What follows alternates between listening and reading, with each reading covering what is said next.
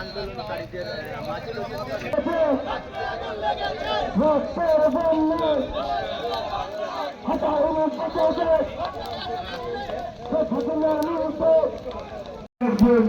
আর করাবাস অবৈধ সরকারের চলবা আমার মনে হয় তারা পারবে না। আমি 100% তারা রক্ষা পারবে না, তারা পারবে না। এখানে আছেন তারা ইতিমধ্যে এটি অপসারণ করতেছে, বাট তারা তাদের স্লোগান দিচ্ছে, তারা আন্দোলন তারা চালাচ্ছে, বাট রাস্তাটি সম্ভবত তারা ক্লিয়ার করে দেবে। আমরা যতটুকু বুঝতে পারছি যে রাস্তাটা হয়তো তারা ক্লিয়ার করে দেবে।